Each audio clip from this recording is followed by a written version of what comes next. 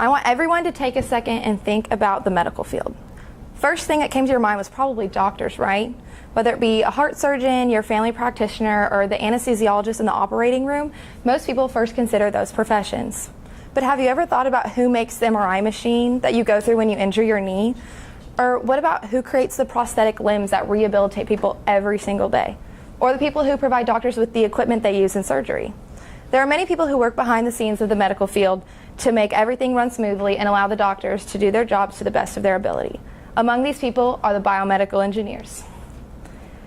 They are the people who research and develop new technologies and treatments used in healthcare.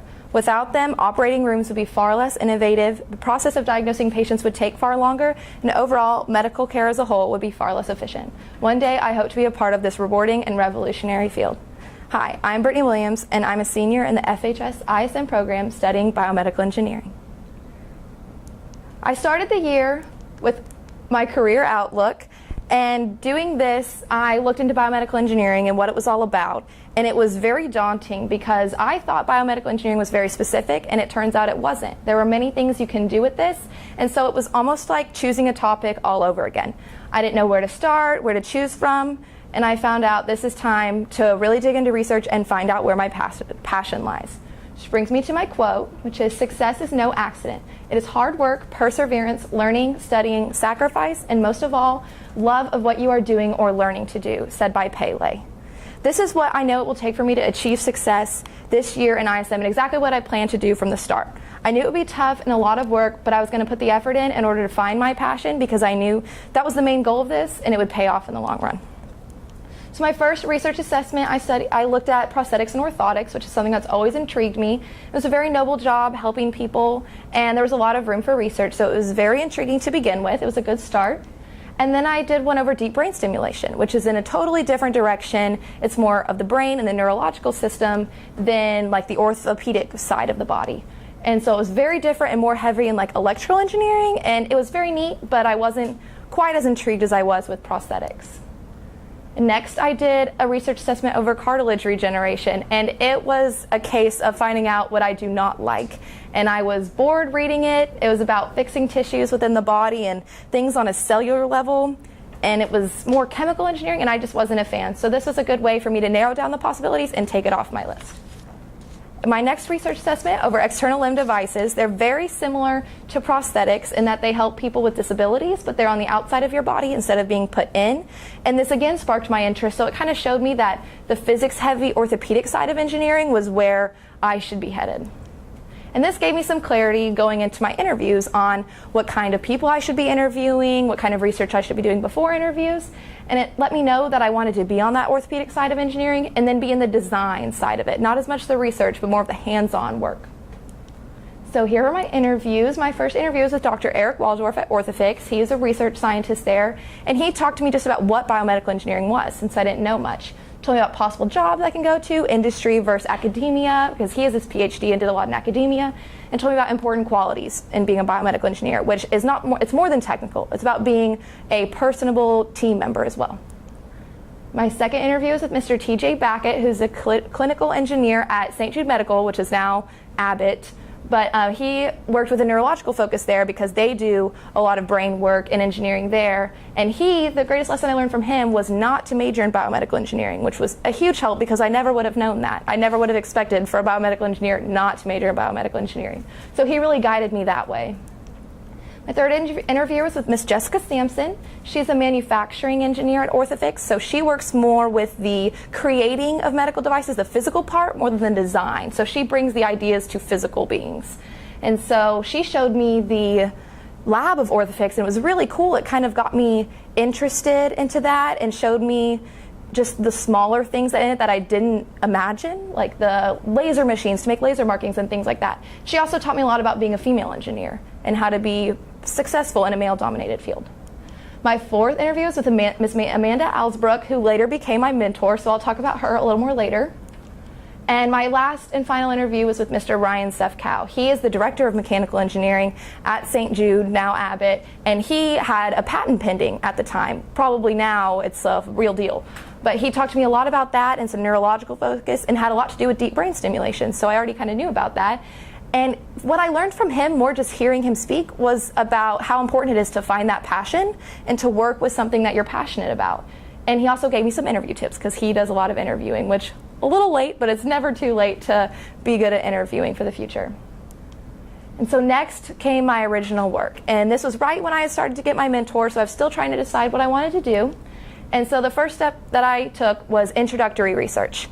I was just researching about all kinds of things. My mentor works with spine, so she gave me a big old book and just said, read it. And I read through it and read about different things about the spine to find a place for my project, and it led me to spinal deformity, which is things like scoliosis and kyphosis and lordosis and things like that that require surgical correction. And so now with my mentor, I got to work inside the labs with her. So we would go into the cadaver lab and look at these kits that you see up here. These kits right there have instruments that are used in spinal deformity surgeries. So she would just talk to me about them and teach me about them, and it just sparked my interest more. I just knew that this is something that I would be able to spend a year learning about. And so then we started to come up with a plan of attack. Like, okay, here's the topic. What are we going to do with it? How is it going to be original? How am I going to make something of my own out of this? And so that's where I decided what I would be fully doing. I decided I would focus in on scoliosis surgery, because that's where engineering comes into it. I would be creating a hypothetical patient. I would design her anatomy from the ground up and create her to have the deformity in certain ways, certain curvatures and things like that. And then I would create a case file over this hypothetical patient about her anatomy, about her age, height, weight, why she has this disease, her diagnosis history, things like that, and a hand-drawn x-ray of her anatomy, and then an interpretation of that x-ray. So these are kind of things focusing on the biology part, because that is an important part of biomedical engineering that often gets overlooked. So here's the first part, my patient. I named her Rebecca Long. She has adolescent idiopathic scoliosis, which is a type of scoliosis that onsets between the ages of 10 and around 14. And a lot of us know people with this. An idiopathic means that the cause is unknown. So we have no idea why she has it, it just happens. And so there are different types of deformities that can happen within scoliosis. She has lateral and angular deformity, which you can see the lateral right here, how her curve goes out of line with the main line of alignment right there. That's lateral deformity. It's moved sideways. Angular deformity is how these vertebrae curve like that. They curve instead of being straight blocks just moved out of the way. They curve with the curve of the spine. So that's angular deformity. It takes a little more work to fix that as well. And this is called a main thoracic curve with rightward convexity, meaning that the main part of the curve is in the thoracic spine, which is right in the middle of your spine, and rightward convexity, meaning it goes to the right. Pretty self-explanatory. And her curvature is so severe that it would necessitate surgery, because she would have trouble breathing if untreated, and it was just keeping her from doing things everyday life that everyday young teenagers should be able to do. So that led me to create her case file. And in her case file, I first started with a diagnosis to get my knowledge of the medical aspect down. I wanted to diagnose her properly, just like a doctor would, and say why she had it, what needed to be fixed, and why this would necessitate surgery. And then I did a little thing about disease history just to reinforce my knowledge of scoliosis, and that would be something that maybe an engineer needs, because not all engineers have that biology under their belts. And then lastly was the plan for instrumentation, which is on the engineering side. So that's something that an engineer would create in deciding what she's going to need in her spine. Is she going to need rods, screws? What kind of instruments will a surgeon need to put these into her spine? Things like that. And then I created this x-ray. So I hand drew this, creating her anatomy. She has a 68-degree curve right here. And I did this using my knowledge of anatomy and also knowledge of diagnostic tools, which is what you see right here, all these lines right here. That's a Cobb angle measurement test. So it's how you measure the severity of a curve and if it necessitates surgery. And then I interpreted this x-ray and wrote up a little document about what it means. What does this curvature mean? Right here you see her iliac crest growth plate. You can't really see it very well, but it says the grade of maturation on that. And if someone their spine has come to full maturity, their iliac crest growth plate will be fully formed with their ilium itself. So that's what you see here. There's no gap. So she is at stage 5 and she is eligible for surgery. And so the aftermath of my original work was that I now knew I had knowledge of the spine, I have this background knowledge to start my final product, which I would spend more about learning about the engineering side of it. So I know how the surgeries performed, a really good knowledge of that, so that I could be the engineer on the other side and know exactly what the surgeon would need. And so to talk about my mentor a little bit, I mentioned she's Miss Amanda Alsbrook at Orthofix. She's a project engineer, and she works mostly with the spine. So a project engineer is someone who is given a project and they work on it from start to finish. They start with design, they redesign, they do the testing, they work with the manufacturers in creating it. They go from idea all the way to it being sold in the market. And so from her, I've gotten to learn so many amazing things because not only have I gotten to do my own types of things with my final product and creating my own type thing, I got to watch her do her project. So I got to see, I started working with her, she was about halfway through her project, so the main design had already been done, but I did get to see her and her team go through a redesign. And I've gotten to sit in on meetings where they discuss these redesigns and things like that, so I learned more about how the engineering field works with teamwork. I've gotten to do a lot of hands-on learning, which was amazing because that's what I wanted most to get out of this year. These are 2 pictures of me working on specials machines, which the specials department does a lot like what I'm doing with my project. It creates specialized instruments for patients who need more, they can't work with what is out there right now. They need something more specific to their anatomy so that they can have a more successful surgery. So that's what these are. I actually created a little, this little thing where I melded 2 pieces of metal together and glass bossed it, and it was just really fun, and I got to work on these. This one is a laser machine, and this was the glass bossing. It was really cool, like my hands were right by the laser. It was just really neat, and my mentor set that up with me with the head of the specials department, which was awesome.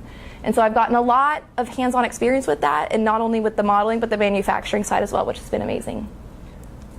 So now for my final product, which I did build upon my original work, but it was coming from a more engineering side. So I decided that I would be specializing existing devices to fit my patient's anatomy, in her case, and her surgeon.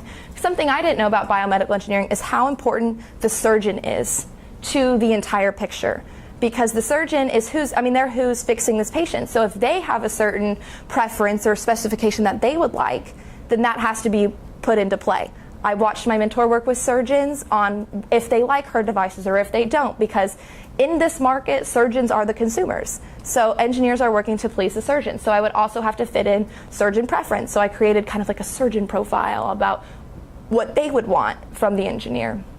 And then it was focusing on engineering design for specialization, which is not quite design because it's not starting from something new, but it's taking something that is already existing and making it something different. And I decided to do a straight rod, which is this little one right here, a pre-lordosed rod, which is this, and then a counter torque wrench. A straight rod is just plain and simple. It's a straight rod. Ooh, sorry. Here's my prototype of it. It's my little straight rod. And they put it in the patient's back, and it links. First they correct the spine, and then they put the rod in so that the rod holds it in place and it's anchored down, and it allows for the fusion to happen so their spine is healed forever. The pre-lordosed rod, on the other hand, is bent before it goes to the operating room, just like the one you see on the table right there. So it's pre-bent in a more controlled environment so that it's exactly what the surgeon needs. They don't need to bend it in there. They don't have to worry about any difficulties with it, any malfunctions. The engineers bend it beforehand to fit that patient or a more average patient on a larger scale. So that way the surgeon can have a better piece to put into the patient. And then the counter torque wrench is a lot more complicated. It's this guy up here. It's an instrument that surgeons use when correcting spine. So here you see right here, that's where the counter torque wrench latches onto the head of a screw. And so the screws are what hold the rods into your spine, like they screw into your lumbar to hold down the rods. And then the screw heads go on top so that the counter torque wrench and other instruments can turn the screws and tighten them or loosen them if needed to make sure that they're exactly what the patient needs and they're not going to cause any pain for them. Because any pain would require another surgery in which you'd have to take the screws out, put it back in, which is more difficult for the patient and more expensive, and nobody wants that. So right here, this part right here, that's the screw handle or the screwdriver handle type thing, and it turns the actual screw. And then this is the counter torque handle, so it goes in the opposite direction and it counters the turning of the screw so that it's not too much. It has a clicking mechanism where once it gets to the right amount of torque, it clicks over and you can't push it anymore. So it's just the right amount of force on the screw and torque on the screw to allow it to be optimum for the patient and prevent pain. And so for my project, I would not be creating this whole thing because that would have taken the whole span of the final product thing, but I modeled the shaft right here and then a thing that's in the middle of the handle that you can't really see. It's just a straight metal hollow rod type thing. And so I started with my project with design inputs, which is something that the FDA requires from all biomedical engineers that they put together, and it's kind of like saying, this is what needs to happen with this device for manufacturing. These are the dimensions that need to be used. This is the material that needs to be used. This is the curvature on the preloaded rod that needs to be used. And it's specifying what you're going to do when you design. So it's kind of like, it's almost like an outline that you're making for an essay. You start with what you need to do before you do it.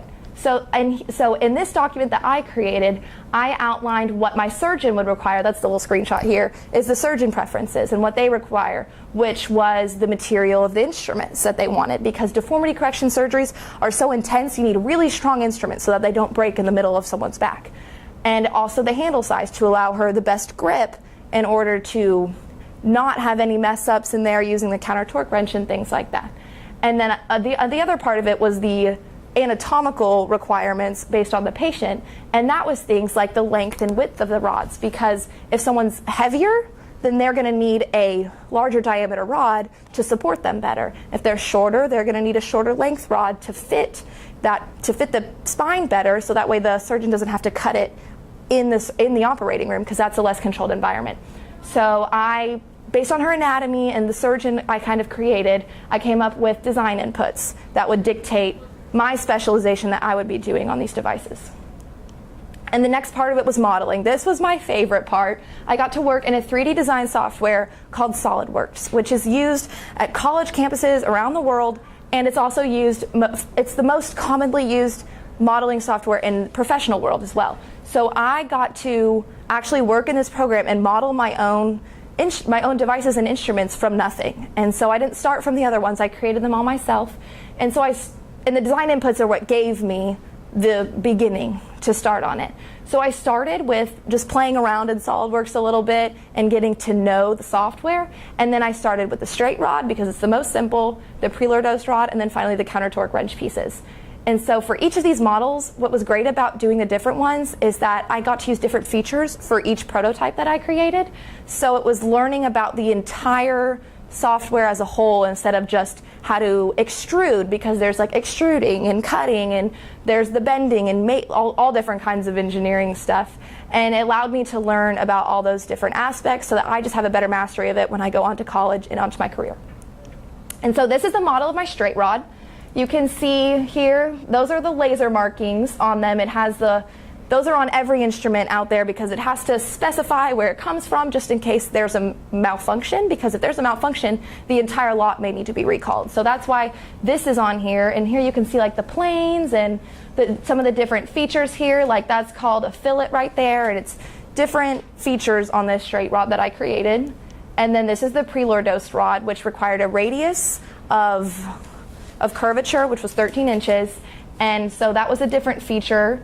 But you can see the planes here again in the same laser markings. And then this is the counter torque wrench model. This is the whole thing once I put it all together. This is the part that I modeled, this shaft right here. And you can kind of see where the metals part begins on the inside of the handle. And the other parts I used from Orthofix's just average file of the counter torque wrench and put it all together, and this is what it looks like. And in this picture you can see the axes, which are really important to modeling, and I got to learn a lot about those.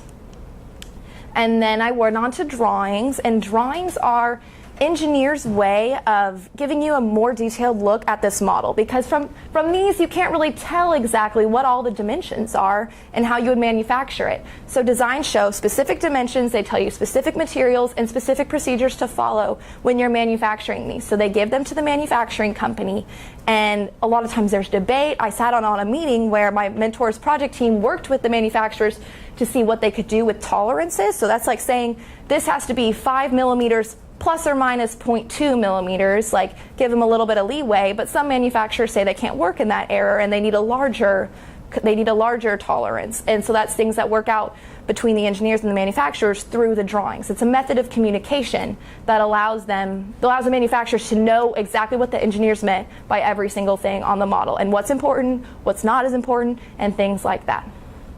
So here's my drawing of the straight rod. Here you can see this is an isometric view of the whole thing, and then here you see the more specifics. You see the length, and these are in inches. You see the angle of the fillet right here. You can see the distance of the laser markings from the edge, and you can see the diameter over here. And then over here is where you see the more specific things, like where the laser mark, what the font should be, what size the font should be, and the heat treating and things like that. And this was created without a template. So I created this one from scratch without a template, and then this one I created with a template, because at most companies they do have a template for drawings that all the engineers use. So this one's just a little bit different because of the template. It has more information about heat treating and material down here, but the same kind of deal with distance from the end of the laser markings, the radius of curvature, here's the total length, the fillet, things like that. And then lastly was creating the actual physical prototypes, which was the quickest part because I just sent it to the 3D printer and it worked its magic. So I got to learn about how to use a 3D printer, which is the Connex 350. I got to use the one at Orthofix, thankfully, and I got to learn just how to use it, how to send the computer model to the printer, and then how to make sure it was going to print correctly, because you don't want to have a malfunction, because again, that's wasting money. Engineering is a business. You don't want to do that. And so I printed them, and then I cleaned them all off because they look really icky when they come out of the printer.